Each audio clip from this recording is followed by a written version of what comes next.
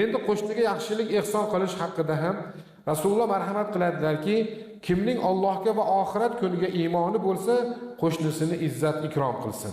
Qo'shnisiga hadiya, ehson qilish to'g'risida hadis sharifda aytilinganki, ey Rasululloh aytdilar, ey Abu Zar, agar sho'rva pishirsangiz, suvini ko'proq soling va qo'shnilaringizdan xabar oling.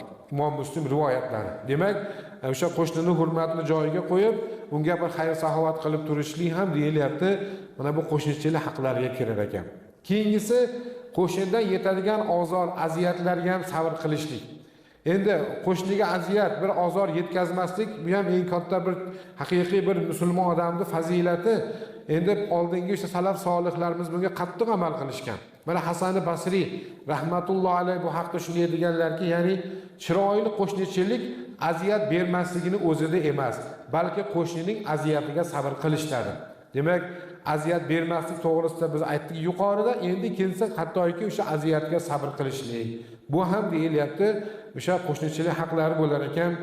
Odoblari haqida ulamolarimiz shunday bir qancha narsalarni siz bilan bizga bir ko'rsatma sifatida yozgan ekanlar. Birinchidan, qo'shni bilan uchrashganda salom berishlik, chiroyli muomala qilish, ortiqcha savollarni bermaslik, kasal bo'lganda holidan xabar olish, musibat yetganda yordam qilish va sabrga undash, xursandchilik va musibat kunlarida qo'shnini yonida ko'maklash, xatolarni kechirish, uyiga ruxsatsiz nazar solmaslik, uyining oldiga axlat va supurindi tashlamaslik, o'tish yo'llarini toraytirmaslik, quloqqa chalingan oilaviy sirlarni tarqatmaslik, yo'qligida uyini qo'riqlash, unga qarshi so'z aytilsa himoya qilish, bolasiga shirin so'zlar aytish, har qanday masalalarda bilmaganlarni o'rganish. Qarang, biz namozxonmiz. Bizda bugungi kundagi juda ko'plab mana shu agarda o'zimizga tanamizga o'ylab ko'rsak, shu ishlarni biz qanchasiga e'tibor beryapmiz.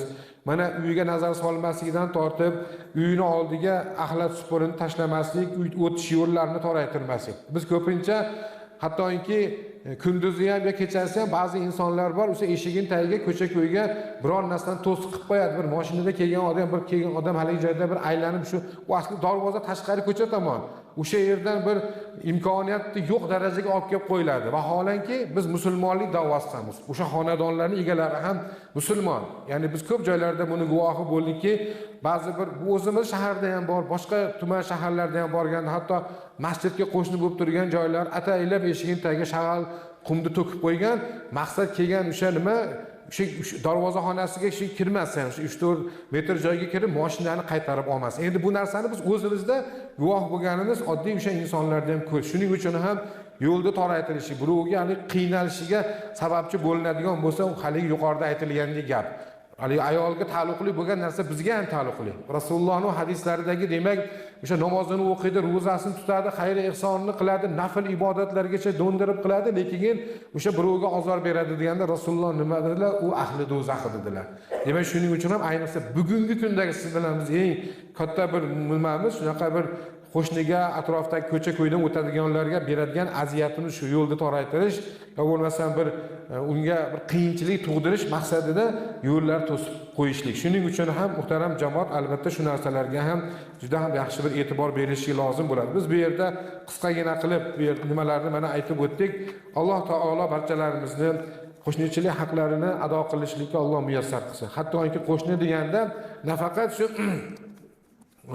odam mahalla ko'y, balki juda ham katta mavzu bu qo'shnichilik to'g'risida. Hattoki mana shu davlatlar o'rtasidagi qo'shnichilik ham o'sha haqqi ham shu bilan barobar bo'lar ekan. Alohida bir katta bir mavzu, nasib etsa yana shu yetkazishga harakat qilamiz. Avvalambor shu eshitgan narsalarimizga amal qilishni Alloh taolo o'zi muyassar qilsin.